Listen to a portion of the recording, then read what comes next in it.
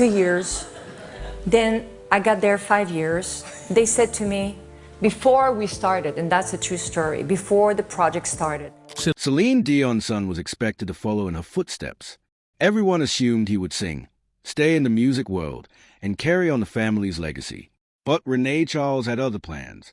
At 24, he finally revealed the truth about what he had been doing behind closed doors, a secret the family had kept quiet for years. His mother worried, and his late father would have been shocked, but René-Charles no longer cared about their fears. His admission this year explains why he had been so secretive and why Celine has always been so protective of his privacy. Celine herself was born on March 30th, 1968, in the small town of Charlemagne near Montreal, the youngest of 14 children. Their crowded home was so full that her mother joked there wasn't even space for another spoon. With 16 people living under one roof, life was noisy, hectic, and poor. When Celine was born, there wasn't even a crib waiting for her. Her parents placed her in a dresser drawer lined with blankets, not out of choice but necessity. At a time when the average Canadian family earned around $6,000 a year, the Dions had far less and many more mouths to feed. Space never opened up, it only grew tighter. Celine often shared a small bed with multiple sisters, sometimes 3 to a mattress, while couches, floors, and even hallways became sleeping spaces. She later said the girls slept like sardines, crammed together night after night, a reality that lasted well into her teenage years. Her father worked long hours as a butcher for little pay, while her mother stayed home, sewing clothes from scraps and managing the household. It was a life powered by survival rather than savings, but music was always present. Her father sang, her mother played violin, and they named her Celine after a French ballad they loved. A choir hoped that their little girl would carry music into the world. Yet outside the home, life was cruel. In school, Celine was mocked relentlessly for being skinny and having big teeth, with classmates calling her vampire. The bullying was constant, leaving scars she never forgot, and photos from that time show a shy girl who seemed to want to disappear. Even as she began singing publicly, the criticism continued. Local tabloids ridiculed her looks, calling her K9 Dion because of her teeth, focusing on her appearance instead of her voice. By 18, she had endured enough and underwent dental surgery, caps, and braces before returning determined to be judged for her talent, not her looks. School had never been a happy place for her. She once said simply, "I detested school." It wasn't only the bullying. She never felt she belonged there. Her true education came from home, from her siblings who were her first teachers. The dinner table was Celine's classroom. She learned to sing, perform, and survive not from books or chalkboards but from the people around her. When money was tight, the Dion family didn't give up. They formed a band. All 14 children were part of it, performing at local venues across Quebec under the name Dion Family. At just 5 years old, Celine was already singing in her parent piano bar, not as a novelty act but as a true member of the performance. By 12, she had written her first song, recorded a demo, and even performed publicly at her brother Michel's wedding in 1973. For the Dion family, music wasn't just fun, it was survival. The shows brought in money and, just as importantly, gave Celine a stage. While the schoolyard made her feel small, the family basement made her feel safe. After school, she rushed home not to hang out with friends, but to make music with her siblings. That basement became her refuge, loud, alive, and full of instruments, laughter, and song. It was there that Celine found her voice, turning pain into power. Every note was a way to fight back against a world that mocked her. In June 1980, with just enough money saved, the family walked into a small local studio to record a demo. It was nothing fancy, just a few simple songs written with help from her mother and siblings. At an age when most kids were learning to ride bikes, Celine was already chasing music. Surrounded by family, she sang into a studio microphone, unknowingly taking the first step on a path that would one day reach hundreds of millions. Her mother, Thaïs, believed in her so deeply that she mortgaged their home to send the demo tape to manager René-Angel, who represented Quebec's biggest star, Jeanette Reno. But they could only afford to send one tape. If it was ignored or thrown away, everything would be lost. Against all odds, the tape reached René, and when he listened, he didn't just hear a child singing. He heard what he later called the greatest voice of his life. Some say he cried, others say he sat in silence, stunned. What he did next shocked everyone. He mortgaged his own house, over $100,000, to launch her career. Friends told him he was crazy for betting so much on a 12-year-old with no stage experience, but René believed. By 1983, Celine was already a rising star in Quebec, and by 1988, she had conquered Eurovision. Their first meeting had been simple, not staged like an audition. When the Dion family arrived, René didn't even have a microphone. He handed her a pencil and told her, "Pretend you're singing to a stadium." Without hesitation, Celine stood there and sang Si N'était tu and Rive as if 10,000 people were listening, though in reality it was only a few family members and a manager. That moment sealed her future. Between ages 13 and 18, she released 9 French-language albums. While most teenagers were worrying about exams or school dances, Celine was recording hit after hit. At 15, she made history in France, becoming the first Canadian artist to receive a gold record there with DMOOU Diamity. But at 18, Celine carried a secret she couldn't tell anyone. She had fallen deeply in love with her manager, René-Angel, who was 44 years old. The age gap alone was enough to stir scandal, but her feelings went further. She kept a photo of him under her pillow, staring at it every night while sharing a room with her mother. The obsession consumed her. She daydreamed about him, lost sleep, and felt sick with longing. She knew it was impossible. René had already been divorced twice and was old enough to be her father. Yet the forbidden nature of her feelings only made them grow stronger. For a time, no one in her family knew, until her mother, Therese, eventually discovered the truth. Therese Dion had always believed in her daughter's voice and helped launch her career. But when she discovered that teenage Celine had fallen in love with a man nearly 3 decades older, she was horrified. René wasn't just older. He had been in Celine's life since she was 12. To Therese, it seemed reckless and dangerous, and she confronted her daughter, expecting the infatuation to fade. But Celine stood her ground. "We live in a free country," she told her mother. "I can love whoever I want." She wasn't just defending her feelings. She was fighting for her independence. By the time she turned 19, the secret crush had blossomed into a real relationship. Their first date happened quietly, away from the public eye, and for years they kept their romance hidden, known only to close friends and family. Outwardly, René remained a manager and mentor, but behind the scenes, their bond deepened. At the height of her early fame, Celine made a surprising decision.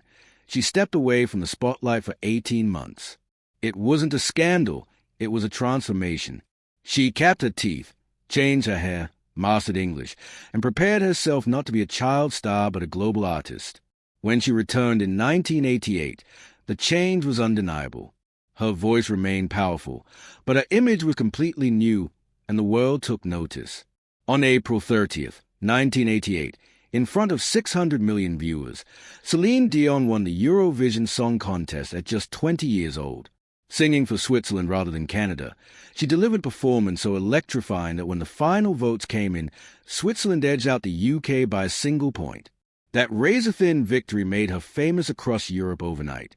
The winning song, Any Partes Pas Sans Moi, will become the last French-language song to ever win Eurovision, and Celine, once a shy teenager from Quebec, was now a continental star.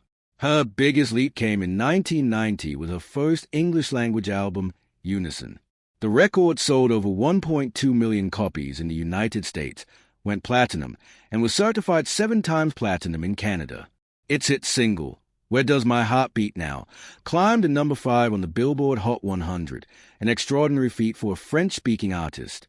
The success earned her Juno Awards for Album of the Year and Female Vocalist of the Year, cementing her place as more than just a Canadian star. She was breaking into the global pop scene.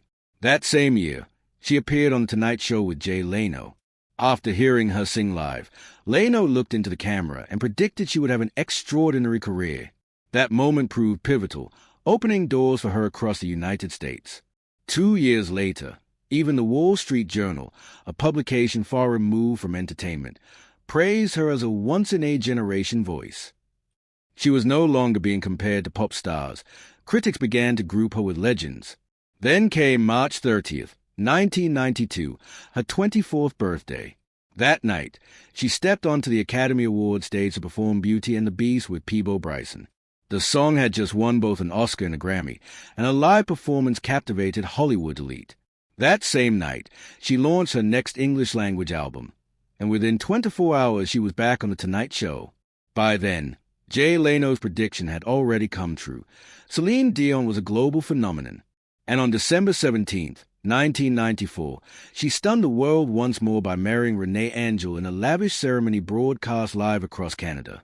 Millions watched as she walked down the aisle at Montreal's Notre Dame Basilica in a silk gown with a 20-foot train and a 7-pound tiara, surrounded by over 500 guests and 10,000 fresh flowers.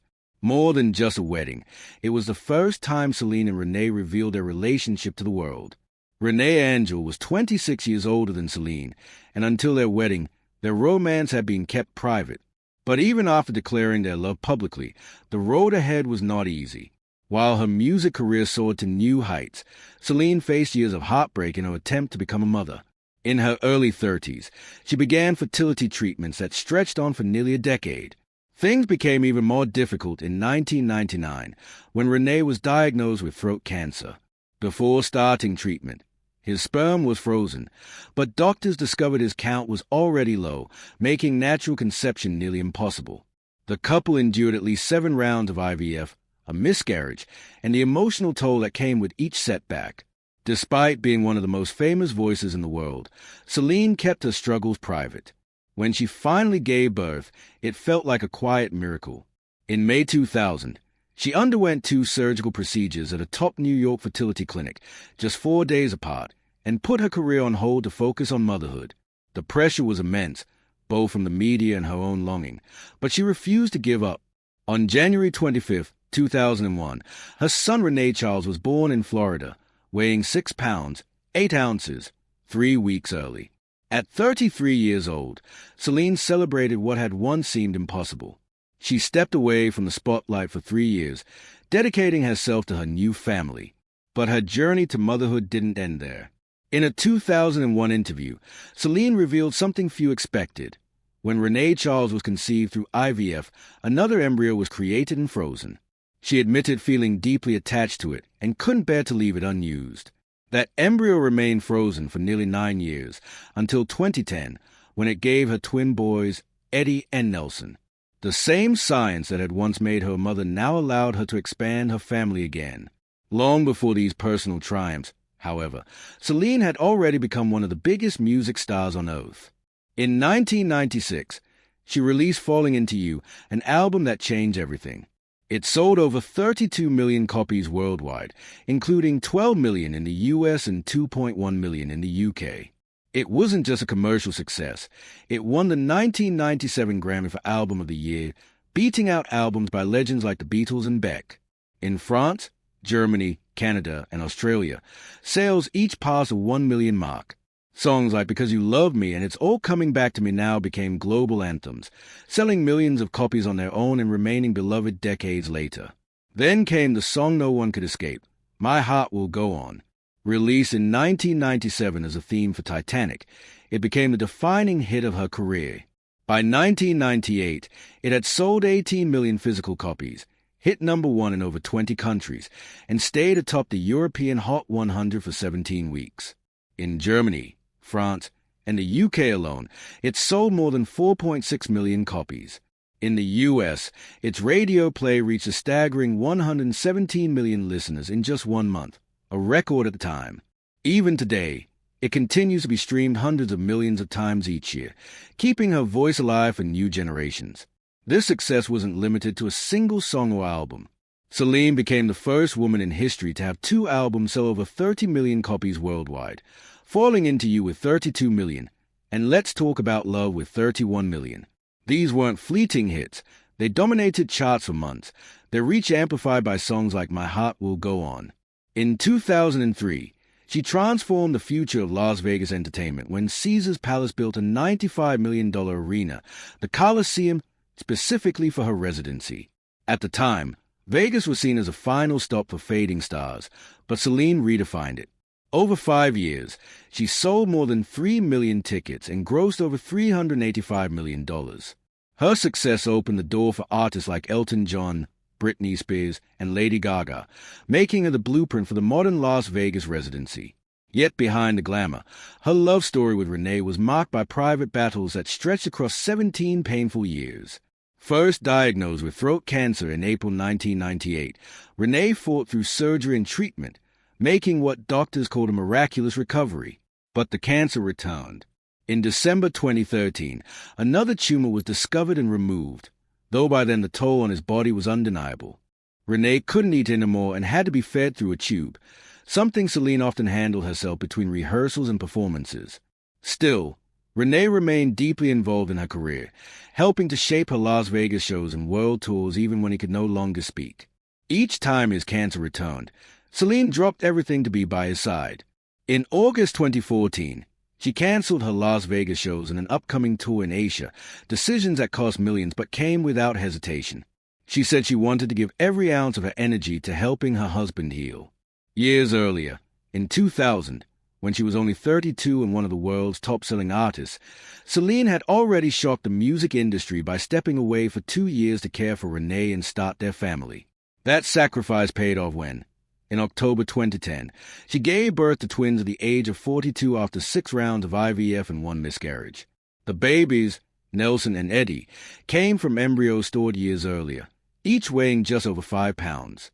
One was named after Nelson Mandela and the other after Eddie Morin, Celine's longtime producer. It felt like a miracle, but the joy was bittersweet as René's health continued to decline. Still, they remained true partners, working together on her Las Vegas residency until his passing in January 2016 at the age of 73. Celine fed him herself in his final months, staying by his side until the very end, just as she had promised. In 2024, the documentary I Am Celine Dion revealed a side of her life fans had never seen. In one harrowing moment, cameras captured her having a seizure during a recording session, her body stiffening, her moans of pain lasting almost 8 minutes as she lay unable to move or speak. Her medical team rushed in, administering 2 doses of emergency nasal spray while trying to keep her conscious. Though the director wanted to stop filming, Celine insisted they continue, determined to show the reality of living with her illness. Her diagnosis stunned the world. Stiff person syndrome, or SPS, a rare disorder affecting only 1 or 2 people in a million. SPS causes muscle spasms triggered by sound, touch, or even emotion, and can twist the body, damage the spine, and eventually take away the ability to walk. There is no cure, and treatment often involves benzodiazepines and botulinum toxin injections. For Celine, the discovery came only after years of confusing symptoms, finally diagnosed during the pandemic when she had time to focus on her health. Before then, she had hidden her struggles, pushing through pain, vocal issues, and exhaustion to perform up to 70 shows a year. Behind the scenes, she tried specialists, treatments, and therapies, all while pretending everything was fine, a burden that nearly broke her. It wasn't until August 2022 that doctors confirmed her condition, and in December she shared the truth with her fans, relieved to no longer carry the secret. Now, her greatest source of strength is her family. Nelson and Eddie, just 14, have become part of her care team, trained to spot the signs of a crisis. They know how to turn her on her side, when to press the panic buttons around the house, and when to call for help. Every night, they practice drills, proof of the resilience and love that continues to carry Celine through. They even check on her if she takes too long to get ready for bed, a responsibility no child should bear, yet one they handle with love. Even though René is gone, Celine still feels his presence. In 2021, she said she often senses him nearby, speaking to him when things get hard and feeling him with her during the darkest moments of her illness. He was a husband, her manager, and her best friend, and that bond has never left her. Celine's strength has been recognized worldwide. On May 22, 2008, she received France's highest civilian honor, the Legion of Honor, awarded by President Nicolas Sarkozy at the Élysée Palace, an honor rarely given to foreigners. By then, she had already sold more than 12 million copies of her French-language album Dius, making her the most successful French-language singer of all time. In 2023, Rolling Stone named her the 10th greatest Canadian artist ever, ranking just behind legends like Joni Mitchell and Neil Young, with no other solo female pop act from Canada placing higher. The recognition confirmed that her influence endured far beyond fleeting trends. Meanwhile, her eldest son, René-Charles, is forging his own path. At 24, he has already found success in two very different worlds. In 2021, he released a hip-hop EP, and in July 2025, he stunned the poker community by advancing deep into the World Series of Poker main event. Out of more than 9,700 players, he survived until day 5 with 2.8 million chips, earning about $70,000 and proving that poker talent runs in the family. His father, René, had also been a serious player, and now René-Charles is carrying that legacy forward, balancing music in one hand and card in the other.